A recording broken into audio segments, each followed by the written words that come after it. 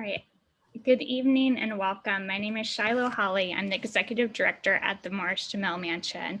We are so pleased to be able to host tonight's virtual parlor chat with Felipe Galindo Feggo, who will be talking about his illustration series called Taking Liberties. We are honored to host this event tonight, which is really growing out of our work to increase our civics education and expand upon the idea of what it means to be American, which in some sense has evolved since the House's construction in 1765, and other ways not so much. We're really pleased to have you with us tonight. Just a few housekeeping measures. Tonight's webinar event is being recorded. If you do not, your video and audio are automatically turned off when you enter this Zoom room. And if you do not give us your consent to be recorded, please exit the meeting if you're not comfortable. This webinar will also be archived on YouTube, so you will be able to catch it at another time. If you choose to speak, feel free to use the Q&A or raise your hand and we will call on you. We will also be having a list of questions, which will be shared with our guests this evening, the artist known as Feggo. And you can also communicate with us by chatting, raising your hands, or again in the Q&A. I encourage you to make a donation today to support our efforts to keep our programming as free and low cost as possible. Please consider making a donation by texting MJM to 44321 or visiting morrisjumel.org/donate. And if you make a donation of $20 or more this evening, you will be entered to win a raffle of Felipe's new book, Taking Liberties, which we will ensure that is signed and dedicated to you. Yes. And again, please feel free to text MJM to 44312 or visit morrisjumel.org/donate. I do want to mention a few upcoming events that we have at the mansion. This Saturday, we'll be hosting a virtual Earth Day in partnership with the Dykeman Farmhouse and Boscobel House and Gardens. Join us at 1 p.m. on Facebook Live. Additionally, we have two pretty outstanding self-guided walking tours, which we'll be unveiling for Jane's Walk the first weekend in May. Those will be available both on our website and at Jane's Walk NYC. Our next virtual parlor chat next month in May is entitled The Feminine Space, Eliza Jamel's Home from 1810 to 1865. And our pop-up exhibition will be continuing Veteran Voices project, which is featuring the oral histories of New York City veterans. Tonight's event is sponsored very generously by LMCC, the Lower Manhattan Cultural Council, NoMAA, which we have Executive Director Neria with us this evening, as well as our other programmatic sponsors, including New York Humanities and the New York Community Trust and the New York City Council. We thank you so much. I do see that there is a question in the chat. We will have the book Taking Liberties on sale at our gift shop shortly, so you can stop by the mansion and grab a copy if you are not the lucky winner in our raffle. Without further ado, I am going to introduce tonight's speaker, Felipe. Hello. Thank you for the invitation to participate in this artist talk. Thank you to Shiloh and the Morris-Jumel Mansion. Thank you to Neria and NoMAA. I'm glad to be here. Yeah, great. So just a quick bio on Felipe, aka Feggo. Feggo creates humorous art in a variety of media, including cartoons, illustrations, animation, fine art, and public art. He was born in Mexico, but has resided in New York City since 1983, and his humorous drawings have appeared in The New Yorker, The Nation, New York Times, Wall Street Journal, Reader's Digest, Mad Magazine, Narrative, International Herald Tribune, Manhattan Times, and numerous European publications. Felipe has held numerous individual exhibitions in the United States and abroad, and has received funding for his work from LMCC, UMES, a lot of acronyms, NALAC, NISCA, NoMAA, Puffin Foundation, the Rockefeller U.S. Mexico Fund for Culture, Latino Public Broadcasting. And two series that I'd like to highlight before I turn it over to Felipe is his celebrated project Manhattanland, which features Mexican-American cultures intertwined, and his Magic Realism in Kingsbridge, which is a series of 4 permanent public artworks on display at the 231st Subway Street, number 1 Street Subway Station in New York City, which was commissioned by the MTA. So I'm going to go back and share my screen and hand it back over to Felipe. Yes, thank you. Let's see what's going on here. Okay.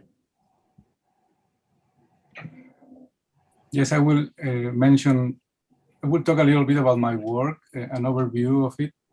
And I'm starting with this image that you're seeing here. It's a self-portrait as a chalk mold, in which it's interesting, I'm drawing the Statue of Liberty. The chalk mold was a Mayan messenger between worlds. In this case, I consider myself like a messenger between Mexican and American cultures. That's what I'm between skyscrapers and pyramids. This is the first participation I had with the Morris-Jumel Mansion. It was a cutout of George Washington at his room where he was conducting the American Revolution here when he was stationed in Manhattan, where he won the first battle against the British.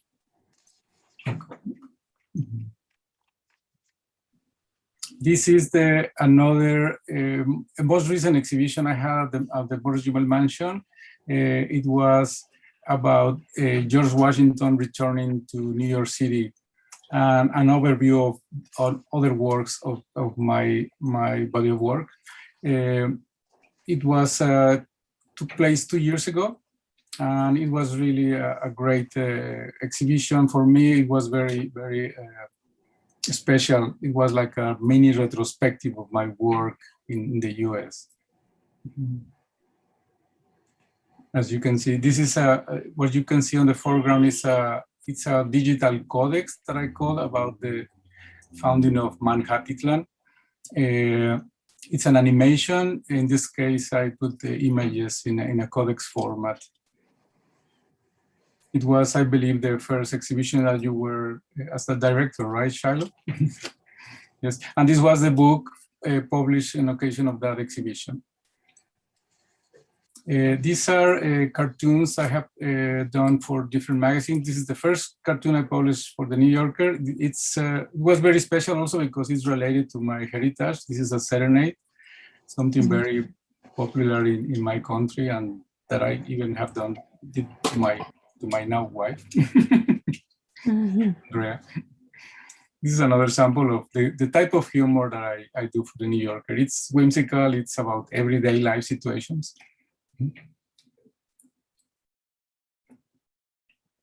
As you see, I also sometimes make fun of my heritage as well. In this case, I'm presenting a modern art, but with a pun about chicken mole, Mexican food. Also the same, I'm putting, I love history and like to make fun about historical events and new events. For example, this position reminds me of the Pilares. So that's why I say, oh, look, the Maya did Pilares. A cartoon for Reader's Digest. I like to, as I said, make whimsical images, make people think. In this case, also putting the traditional with the modern. When the new light bulbs came into vogue, I created this image, and it was really. This also won an award in Croatia in an international cartoon exhibition. This was for Mad Magazine. Again, making fun of the technology and nature, how nature comes up with new solutions for discarded objects. This is about the global warming. It was also published in the Reader's Digest, and also the endangered species, the polar bears and the pandas and the planet. In a way, we all are in the same boat. This image got great reception all over the world. It won several awards. One in Belgium, it was the People's Award. One in Porto, in Portugal, in 2012, and another at the United Nations. There was a competition of editorial cartoons all over the world, and it won second award. So I'm really proud of this image.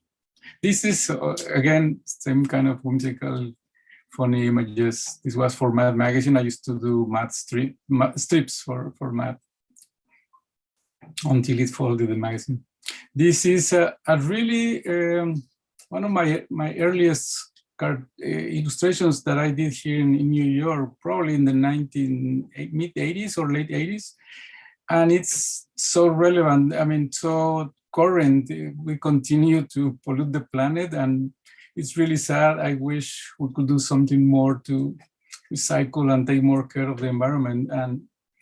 And this also has been a very popular image, still being used for publications. So on this Earth Day, I really commend everybody to be more careful about the environment.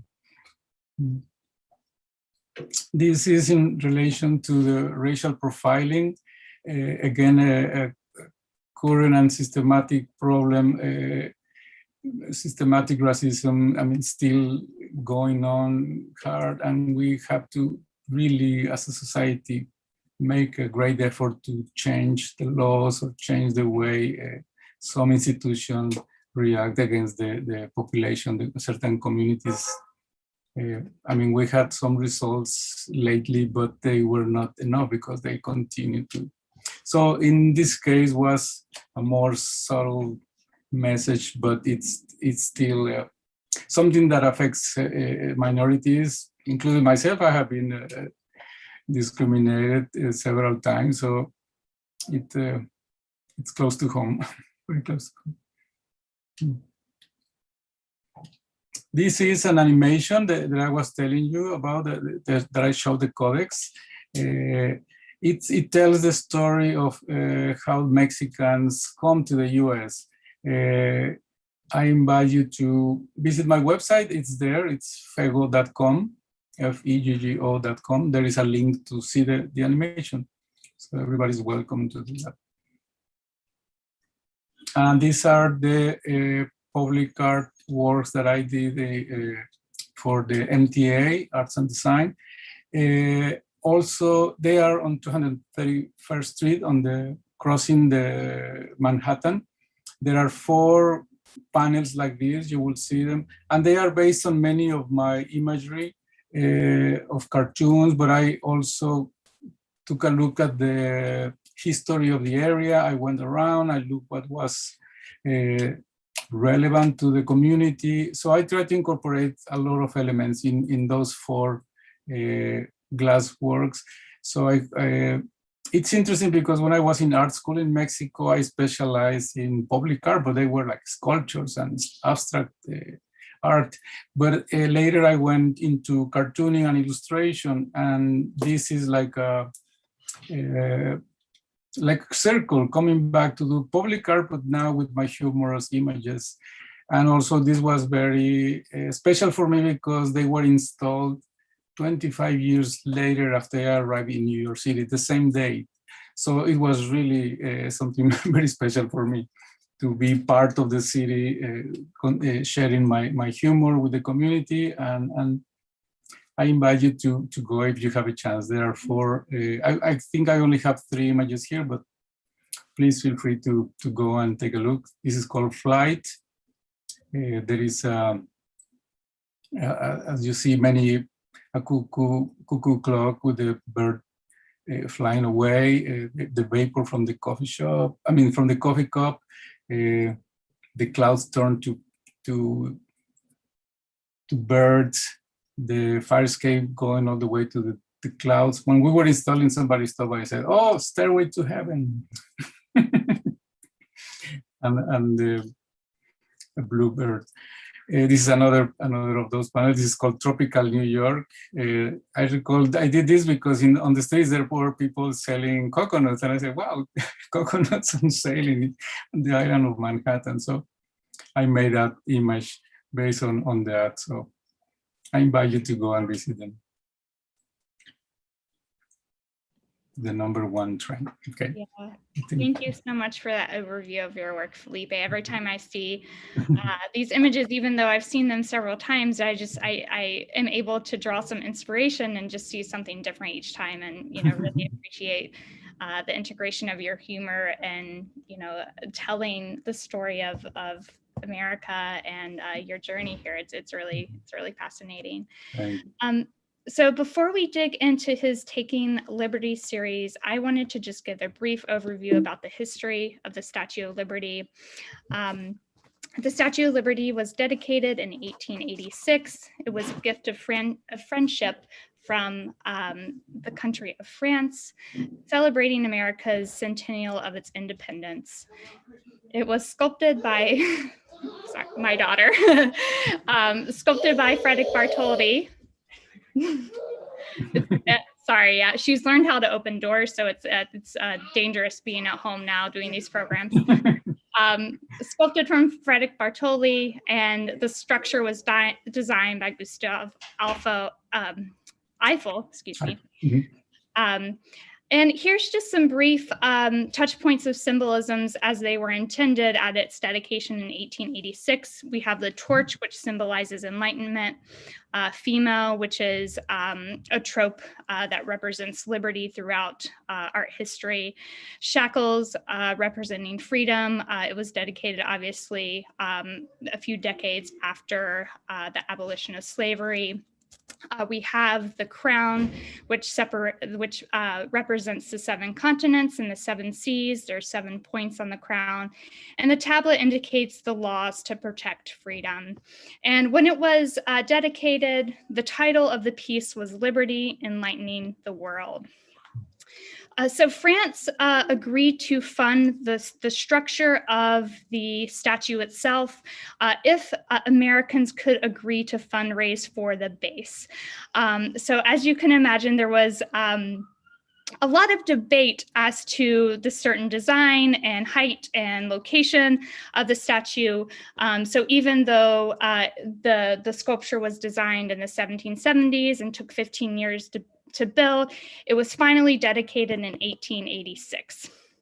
And over time, the Statue of Liberty and its symbolism has been a tool for promotional purposes. This is just a flyer advertising to fundraise for the base. It's been subject of satire, propaganda, and even advertisements. And today, you can see that New York City has kind of just been, the Statue of Liberty has been substituted as an icon for New York City. And just as people visit the Statue of Liberty as a destination today, it's been a destination since its dedication in 1886. This is a photograph by early American photographer Alice Austin. I believe the date's 1889, 1890, so shortly thereafter the dedication. And the Statue of Liberty really became a symbol to immigrants who were passing by as they were going to Ellis Island for processing. And a lot of this image is relatively pertinent because most of the individuals seen here are those new immigrants arriving to the country. This poem, which was written by Emma Lazarus in 1883, is particularly interesting. She was asked to write a poem to be used for fundraising efforts for Americans raising funds to construct the base. She actually declined at first and wrote a sonnet that commemorated the plight of immigrants. And this poem, which she wrote after declining to write that poem and commission for fundraising efforts, actually did get included on a plaque at the Statue of Liberty in 1903. And we have probably all heard the quote, "Give me your tired, your poor, your huddled masses, yearning to breathe free, the wretched refuse of your teeming shore." And lastly, I was reminded after taking a look at Felipe's book, Statue of Liberties, where I don't know if he's going to talk about it, but there's this really humorous illustration where the Statue of Liberty has a Facebook page, and she's kind of commenting on all the perils that she's seen throughout her whole life, including war, climate change, terrorism, Superstorm Sandy, and even events that threaten our democratic freedom. So now I'm going to turn it over to Faygo to talk a little bit more about his series. Yes, thank you, Shiloh. That's interesting, the previous photograph. I have not seen that one, and it's I realize there are a lot of cannons surrounding the statue. It's very interesting. Yes, I will show some samples of the images that appear in my book. Not all of them. I don't think I have the sample here from the Facebook page, but yes, it was a collaboration I did for a book about the Hurricane Sandy that hit the Manhattan, well, New Jersey and all the area, and so it starts with that, and then, as you mentioned, it goes throughout history and also global warming again. So check it out. This really, I hope you find it amusing. In my book also, I have an introduction explaining the motives of my book, and also a brief history of the statue, like what Shiloh was mentioning.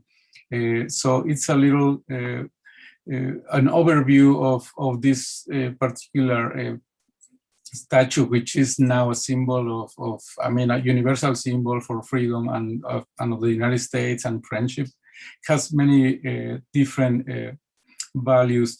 And the first time I saw it was in 1981, and it's a different perceptions coming from, I was coming from Mexico, so of course I was not coming from the ocean as the Europeans did. But for me, the emotion, I mean, to see the emotion of people going to this, to the statue and also to Ellis Island was very, very moving for me. And I realized that the context, the significance that it has for American people. So in that sense, I have always treated her as another representation of the values of the United States in all senses. So you will see some images here that talk about that, and especially in the past administration, that's when I was using it a lot, using the statue a lot. We can go to the next image. Oh, well, before we go, sorry, I was going to mention this is. I did this in the early 1990s when there was the Ms. Magazine instituted the day of bringing your daughter to work. So that's what I envisioned her bringing her daughter. Later it was changed to bringing their daughters and sons, and later to all the kids. So it has evolved, that celebration, but this was originally made for that. This is about, as I said, the elections when Trump was elected. I think we were all very hopeful that a first woman was going to be elected, but everything turned into a different outcome. So I used the second image as to represent her sorrow, and the sorrow that many millions did. I mean, we know that Hillary won the popular vote, but not all the electoral votes. So many people were sad, but it turned the country into a different path that was, I believe, very, very contrary to the values of this, what Statue of Liberty symbolizes.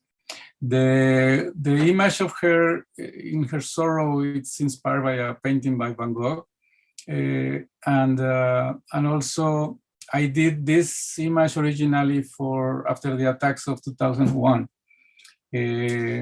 And later I feel the same after the attacks here, the domestic terrorism in January 6th of this year. So it always, it's a figure that can be represent a lot of good feelings, but sometimes I represent her in a more dramatic way. Can go to the next. This again, there was a lot of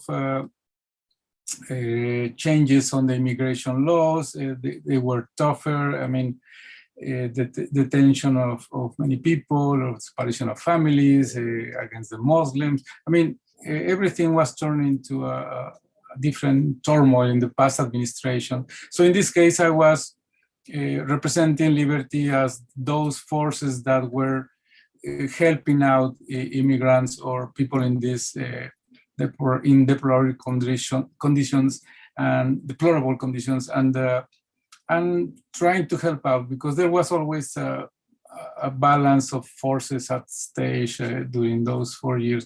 It's still, I mean, we still have that situation right now at the border. I think we need a immigration reform very, very urgently, because I think many people still want to come to America. They want to contribute to the best for this country, and even the former President George Bush just wrote an article recently about at the Washington Post about immigration, and he's really pro-immigration. He thinks it has helped to build this nation to what it is. Okay, we can go to the next. Here, as a person of French citizenship, she's been arrested and deported. This is just to make a point of the tough policies that ICE was having, because they were, I mean, considering criminals to people who were trespassing or having undocumented status when they were just looking for work and they want to have a decent life and contribute to this country. That's what I said. We really need an urgent immigration reform. And ICE was really tough. They were really doing not a great labor. They were really against the minorities and people vulnerable. So that's what I did this. She represents all those vulnerable populations that were harassed by immigration. The next. Here the same, for the dreamers, Liberty and all she represents is like, in this case I put him rays of hope. I mean, her crown are rays of like sun. As Shiloh was mentioning, she's a representation of Libertas, but also Bartholdi noticed that these spikes that were used in the god Helios from the Greeks, he always had this crown of spikes. So they are, I call this rays of hope for the dreamers. Again, the Trump administration was really, he said first he was going to help them, and then he changed his mind, as he always did, and wanted to deport all of them. Finally, the Biden administration now put everything in a new perspective and a new path. So hopefully their situation is solved. It's almost like 1 million people. They were kids that were brought to this. I mean, they are now teenagers or older people, but they were brought as kids to the country, and this is the only country they have ever known. So basically, they are American citizens, but in a limbo, in status. Their status is a limbo. So hope that it can be solved during this administration. Next, again, the tough immigration policies by Trump. What is incredible also is that his chief architect of the immigration policies, Stephen Miller, he comes from a family that escaped the Russian pogroms against Jewish people. So it is incredible how in a couple of generations he is changing his mind. I mean, he doesn't see immigrants like his relatives in the same way. I mean, now I mean, fortunately, he's no longer there at the administration, but this represented for me the toughness of that policy, and he also, I mean, Trump was always saying that he was doing this for America. I mean, his values were seen in a different way, so that's why I represented him like that. Here it's I represented Lady Liberty in something that is very popular these days, meditation. She's trying to get some calm among the busy harbor that we have in New York City. That's why I put boats, ships, planes, helicopters, airplanes. I mean, it's interesting because the city was a little quieter during the pandemic, but now it's going back to the normal levels of noise that we were used to before. Okay, next. This I place Lady Liberty dancing with Frida Kahlo. This is related to another body of work I have about Frida Kahlo when she came to New York. I hope to have a book about her later, but it's just a whimsical image, slight of fancy. Imagine them dancing in Times Square, because I have seen there are sometimes Mexican bands among other bands performing there, jazz musicians, and so it was just a celebration of her encounter here with Lady Liberty. And as I said, I portrayed them like that. This is an image I did I was commissioned during the Obama administration. The State Department wanted to give a gift to the President Mujica of Uruguay. So I think I thought about the Statue of Liberty because, as I said, she represents the best values of this country. And the gauchos are representative of Uruguay. And so I put them here celebrating with mate. The gauchos and mate are also part of the Argentinian culture, but in Uruguay it's also very popular. So it was a great honor for me to do this image, and that was given to him, to President Mujica, as a sign of friendship between the United States and Uruguay. Next. Here I place her dancing the Mexican Independence Day, which happens on September 15 and 16. This was done for the Mexican Cultural Institute of New York. Yes, next.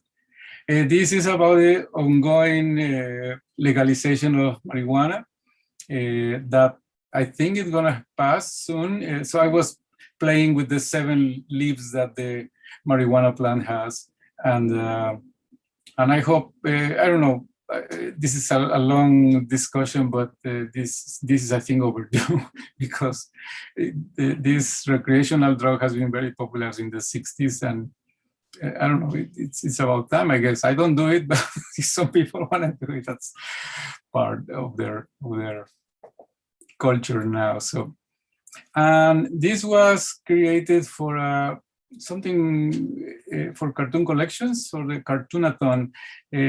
This was for a book of a British philosopher about the future of humankind and the upcoming generation. So in this case, she's passing the torch to a new generation, and I wanted to represent her as an African-American girl.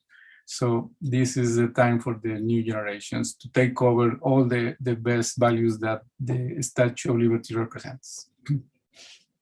I think that's the last one. And this is an overview of my other books, Manhattan, about Mexican and American cultures intertwined in New York. No Man is a Desert Island. It's about cartoons in general, like the ones I showed at the beginning.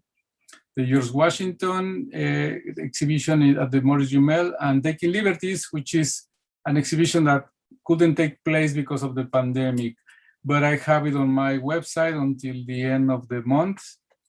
And if you want to acquire the book, I mean, the whole exhibition is there with more images and more text related to the images. So thank you. I think that's it.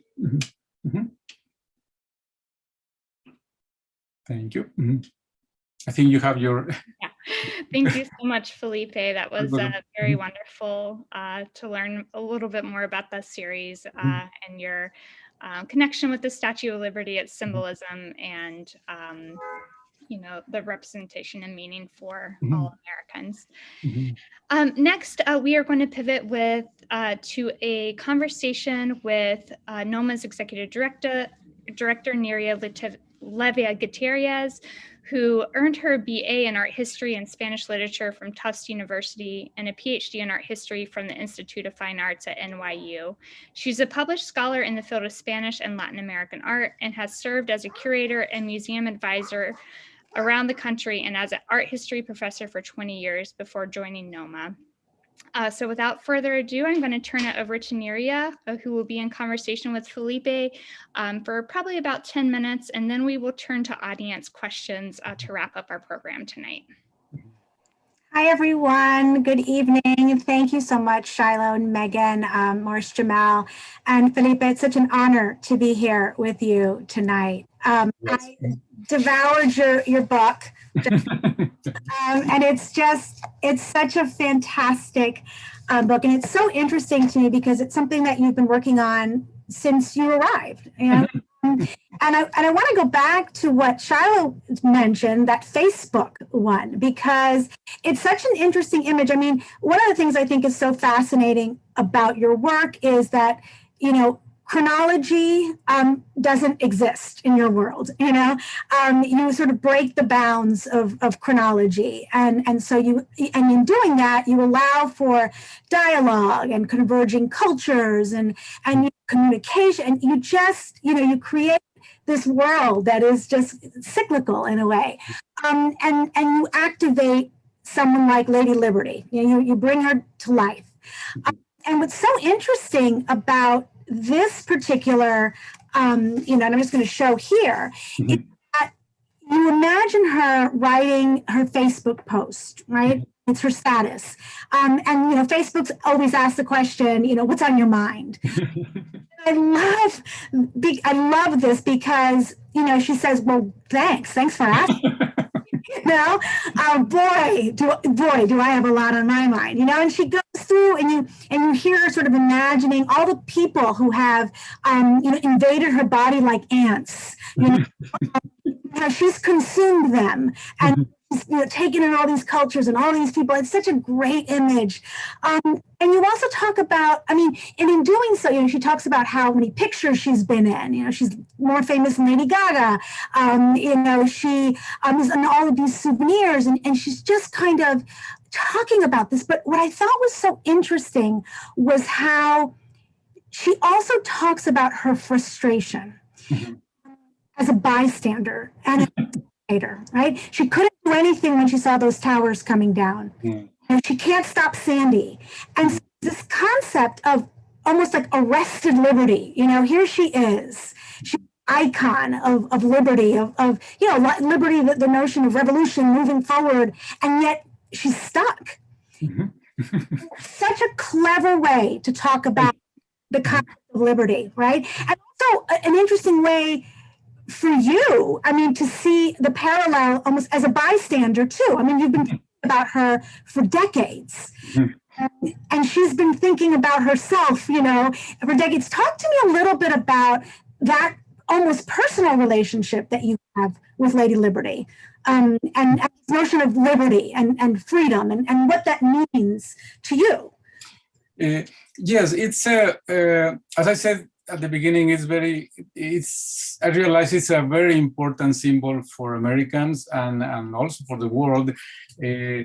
So what I do sometimes, I like to put myself in other people's shoes to imagine what will they think, what will they do, and in this case, when my friend Martin Kozlowski, which is the publisher of the book, invited me to do this for another book that we had about the Sandy. I'm usually not let's say I don't write much. Let's say I mostly do everything with images, but in this case, it was a good excuse to put a lot of things in my mind. So I did 3 pages of text here, and but I was going, as I said, I was putting myself in her place, trying to be like a witness. Also, I do that with other historical figures, but in this case, it was something very special that she's there. She's at the entrance of the United States or the harbor of New York, or the significance she had for many immigrants that passed through her. I mean, through her on their way to Ellis Island. In this case, I wanted just to convey that all those thoughts that she might have. I mean, that's what I said. If I was there, what would I be thinking? What would I be feeling? And that's what I do with many people in my community, because sometimes I see homeless people and I say, if I was in his situation, what I would be thinking? And so it gives me a lot of empathy towards everybody. So that's a way I try to approach the world. I love history, I love humor, I love art. So everything comes into my mind when I try to portray something or write something. And it's interesting because right now I was invited by a publishing house to write a graphic novel about Ellis Island.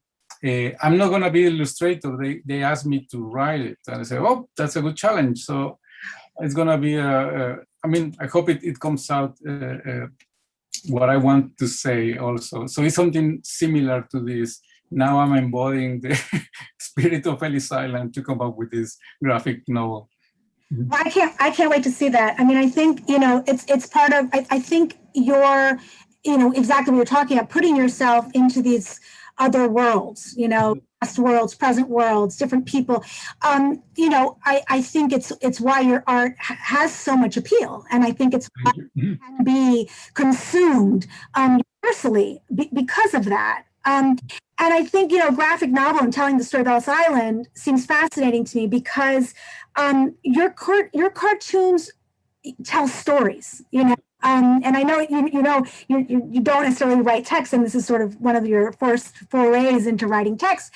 They tell a story, and real educational component, I think, to the you produce. I'm also struck, I know public art is your foundation, it's your background. And I know that you participated many years ago in a conference, in a workshop. You were invited by the Ministry of Culture in Greece, and you were one of 40 cartoonists. For a fascinating project where you had cartoonists creating public art, right? Yes.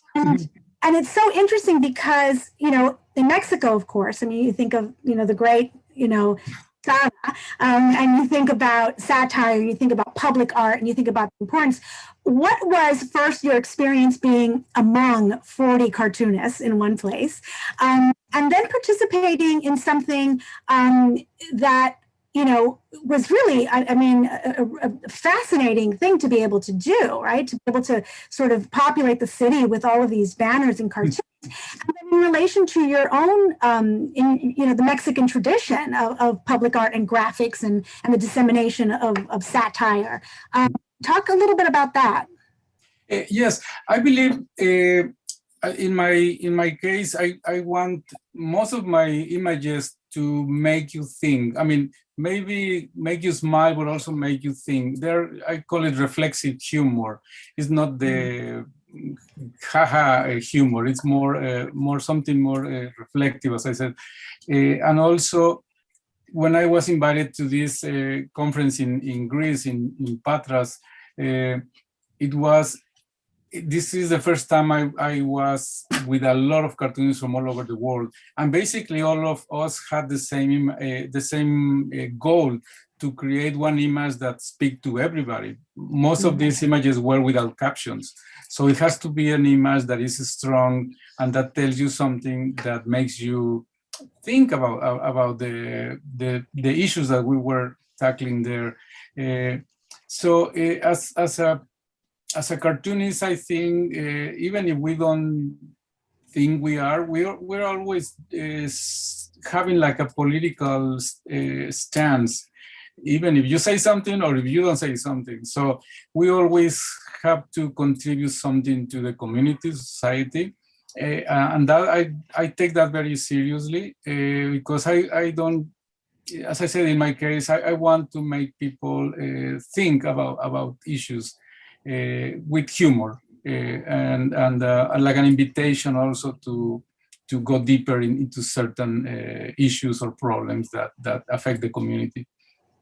So that's in a way having this voice, your images, they reach out wider audiences all over the world, and that has been my goal since I began to do cartoons. So that's wonderful. You also do a lot of animation and a lot of sort of short films. Well, and I know you did one also in your series of the Manhattan project. Talk a little bit about that project, because that I know you coined that phrase, right? Yes, Manhattan. I mix it Manhattan with the ancient Aztec capital. What is Mexico City now used to be a lake, and the Aztec Empire was in the middle with an island. When I moved to New York, I realized in Manhattan, that's where I have been living since 1983. I was living in an island, so I associated both places, and that's what I created this new word, Manhattan. Mannahatta is a native word, also a Native American word from the Lenapes of the region. So I did that. When I was doing cartoons in the 1990s, I was invited to do animations for MTV, very short gags, 20-second gags. And I like that. So I had that nice project. And later I wanted to do a book about Manhattan, and the Rockefeller Foundation had some invitations to submit projects. And I said, instead of doing a book, I still didn't have my whole series developed. I mean, the images. I had a few, but I thought maybe they can be done into animation. And so I did that animation, the Manhattan Chronicles. They were 5 segments. It's like a 7-minute animation. And I sent it to festivals all over the world. And it was very popular because not much has been done about Latino culture in animation. Now it's finally becoming more popular, like with the Disney project of Coco about the Day of the Dead. But when I was doing that, I said, I have to portray my culture in animation. So I decided to do that. I did another one called Serenade, which is about a celebration of a birthday, like my first cartoon I show you. And then the continuation of Manhattan Chronicles, now it's called Manhattan Codex. So I went back to explore the origins, why some communities want to migrate. So it has a historic significance, and I relate it to the Mayflower, so it's as I said, I like to combine history, humor, and different points of view. So that's what always fascinates me about cultures. Yes. I hope we're not running. I see Shiloh, so I think. Yeah, I just want to make sure we have a few moments to turn to audience questions. Yes. This conversation has been incredibly fascinating and meaningful. If you're an audience member and you have more questions, please feel free to put them in the chat or the Q&A, and we will turn to Neria, who has the first question. Okay, let's see. On average, this is a great question. How long does it take you to create one image? And I would just add to that, do you create one and move on to another, or do you find yourself maybe jumping from image to image, or how's that process for you? It's an interesting process. First, I come up with the idea. I always carry with me a sketchbook because anything can trigger an idea, and I write it down. So I have hundreds of ideas, but for example, every week I submit to the New Yorker. So every week I have to sit down and start sketching at least 7 to 10 ideas every week. So so they might be in a rough stage, or they might be some more definitive, but let's say once I have an image or it's approved, it can be, I mean, I can do an image in about 1 to 2 hours, a rough sketch. A more definite, it will take me a few more hours, like 8 hours, let's say, will be a total for one image. But for example, if it has color or it has more detail, it will take me longer. Some of the images from the book, probably they took me more 2 or 3 days. So it varies on the project. As I said, some can be very simple, some can be more elaborate. And sometimes some are, if I'm not satisfied, I let it rest and go back later. And sometimes I work on ideas I have from 30 years ago. I say, oh, this is not a bad idea, I'm gonna do it again. So, so I have like a bank of ideas, let's say, and images that I'm always using. I'm coming up with new ones, so it's an ongoing. Yeah, no, that's fascinating. Another question here, I think, which is also sort of building on this same idea. Do you start with a topic or an image or imagery? Or what dictates your design? As I said, there are two types, because when I do cartoon, it's my own ideas. So I come up with something, I will draw it, I will try to sell it later. When I do illustrations, I'm commissioned to do something. So sometimes they will give me the topic, and I have to come up with some ideas related to that. In that sense, that I have to work faster for the illustration, because there are deadlines. You have to give the sketches and then go back to edits and then do the final product. As I said, so there are two ways that I work, with deadlines or with my own time. So. Well, I think we have another question here. I noticed that your Faygo signature is on your cartoons. Are they also somewhere on the West 231st Street Station murals? Yes, those are the ones. My name is, in Mexico, we have long names. I mean, the name I have is, my whole name is Felipe de Jesus Galindo Gomez.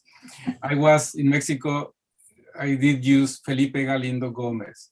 My father's name was Felipe Galindos, and he was a sportsman. He was a golf pro. And I didn't want to have my name like his name also. So, because I was doing political work, I didn't want him to know I was doing political cartoon. So I come up with Feggo, F-E from Felipe, G from Galindo, G-O from Gomez. And that's a common practice in Latin America. Many cartoonists, because they have regular names, they come up with something short. There was a famous one called Eduardo del Rio, everybody knows, but he changed it to Rios. Another very famous called Kino, his name is Joaquin Salvador Lavado, but they call him Kino as a short name for Joaquin. So it was something common, not in the US, but I already came with my cartoons signed as Faygo. So now I have those two personalities, Felipe Galindo and Faygo, but they're the same. It's like Batman. Yeah, I love that sort of, that subversive quality, right, of, the political cartoons. And leads me to my next question. Do you have negative backlash from your political designs? You know what? No, I have not. The only complaint I ever had was a recipe I did once for the New York Times. It was about a pork roast. So I put a pork on the oven, and and they said, "How can you do that?" So that's the only time I have. It's like, "You are cruel with animals." I said, "Well, you're eating the pork. I'm just putting him having a good time when he's in the oven." But that's the only letter of complaint I have ever received. Yeah. Oh, that's great. I love that.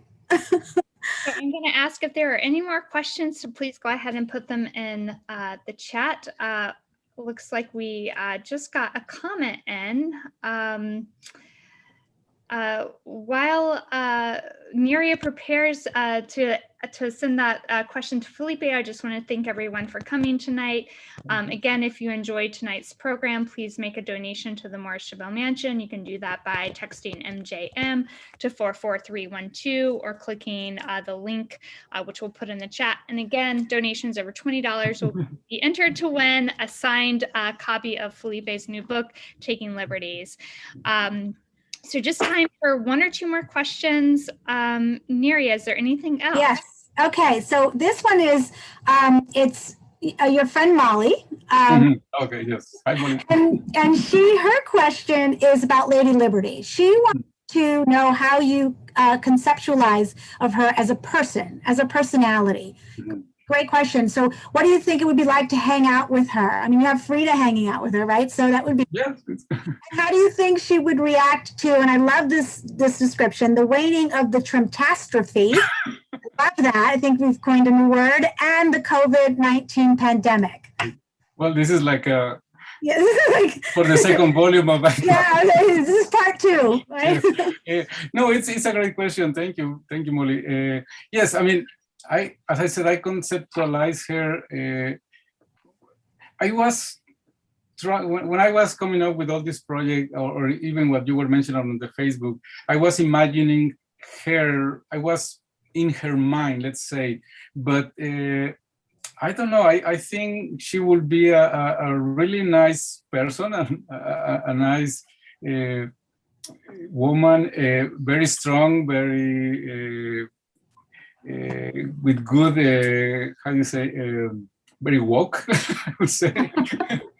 I don't know, it has a lot of the qualities that the new generations are embodying. So that's what in one cartoon I said, maybe the traditional liberty has to pass the torch to the new generation, because they change, they have new questions, new ways of seeing the world. And I'm also an educator, and that's what I see in the new generation. Say, wow, this I'm always mesmerized by how the new generations see the world as very different from what I used to. So I will say it will be a really nice friend to have. Love that idea of passing the torch. I think that's a perfect way to conclude our the questions. Yes, and I mean, in a few seconds we have, I mean, I think it's hard to answer the other ones about the pandemic. I mean, many people portray her. I believe I did one drawing with her on with the mask, but it was not included here. But I mean, it was something that was used during the pandemic also to represent her solidarity with everybody. And I mean, to this day, we're still, even if we're vaccinated, we're still using the mask. So. And the waning of the Trump catastrophe. Right, yeah. I guess she's glad that there is a new administration. Again, I want to thank everyone for attending tonight. Thank you to Neria, to Felipe for joining us for this very special conversation. This will be up on our YouTube channel shortly, so feel free to share it with your friends and anyone who you think may be interested. And again, the book Taking Liberties will be on sale in the museum's gift shop soon. We are open for tours Thursday through Sunday, so we hope to see you at the mansion soon. Well, thank you very much. Shiloh, thank you very much, Nidia, and thank you very much who attended the talk. Thank you all. And thank you.